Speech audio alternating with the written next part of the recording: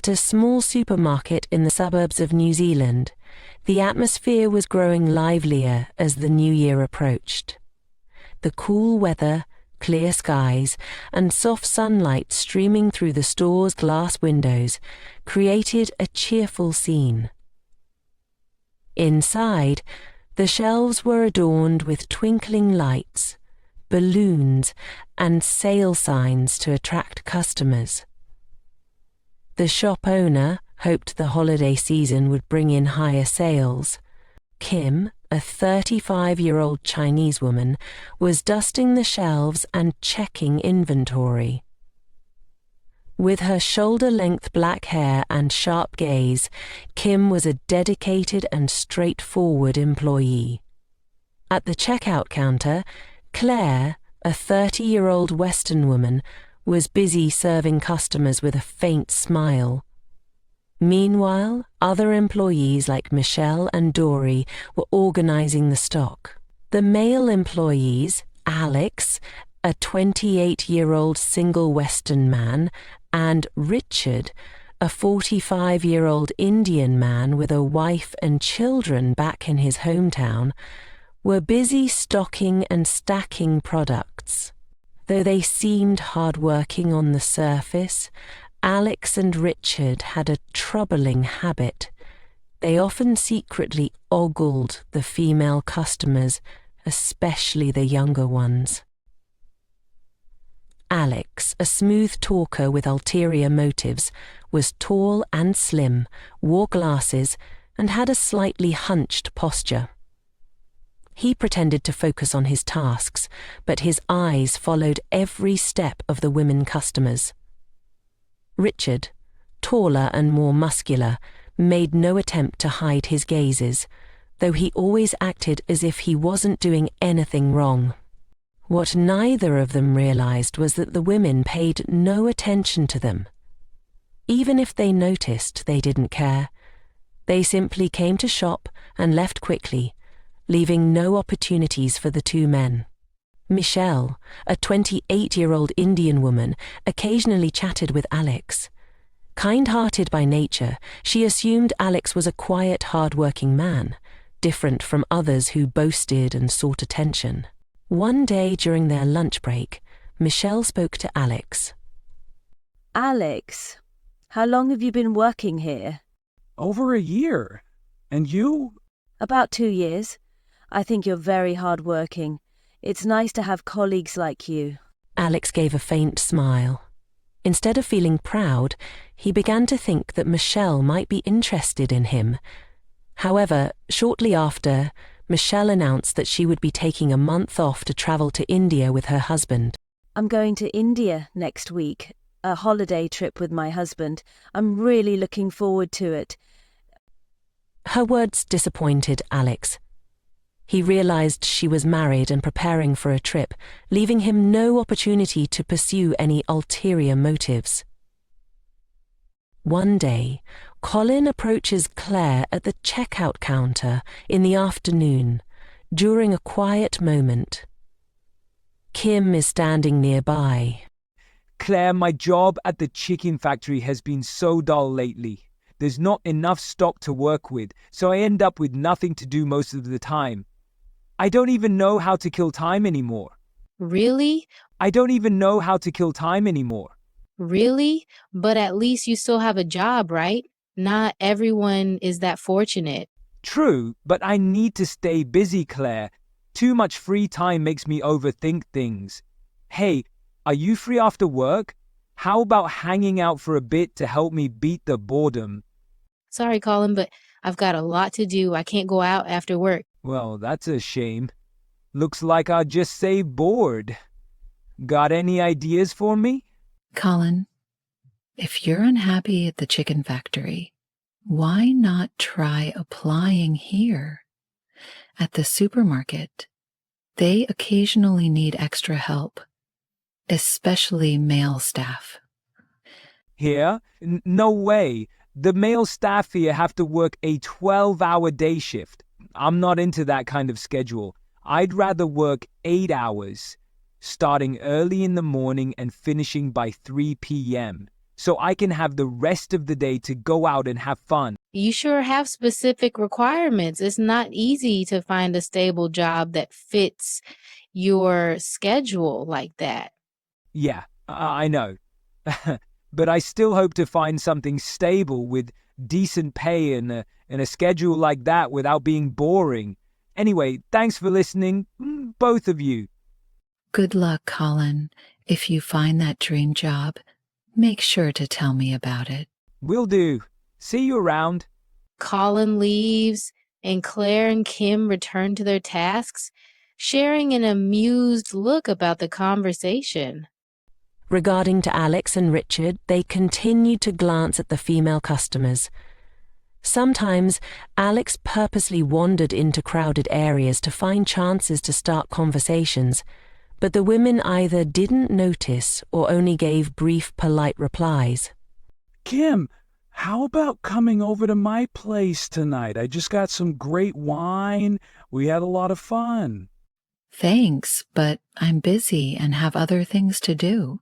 Her firm rejection annoyed Alex. He muttered under his breath and walked away, but decided to shift his attention to Claire. The next morning, when Kim greeted Alex with her usual politeness, he seized the chance to get Claire's attention. Good morning, Alex. This Asian woman speaks English in a way I can't even understand. Claire overheard but remained silent, not reacting to his remark. Disappointed, Alex added another insult. Did you all know? Kim once had fun with me. I was amazing. Kim froze, shocked by his words. She felt the sting of both racism and lies. Taking a deep breath, she chose not to respond, quietly returning to her work. From that day on, Kim maintained a strict distance from Alex. Though they worked close to each other, she avoided any interaction. His deceit and effort to belittle her had completely shattered her trust. Even Richard, who had once invited Kim to his home only to be turned down, grew cold toward her. But Kim didn't care.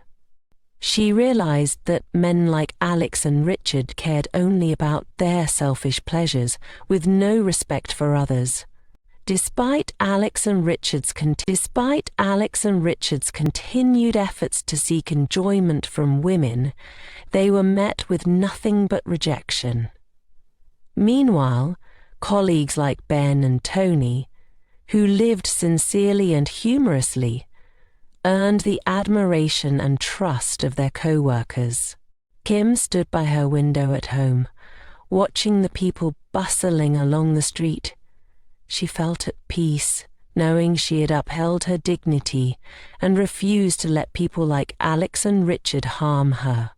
Back at work, Kim continued to maintain professionalism and foster friendly relationships with co-workers like Claire and Dory. As the new year drew closer, the supermarket grew busier.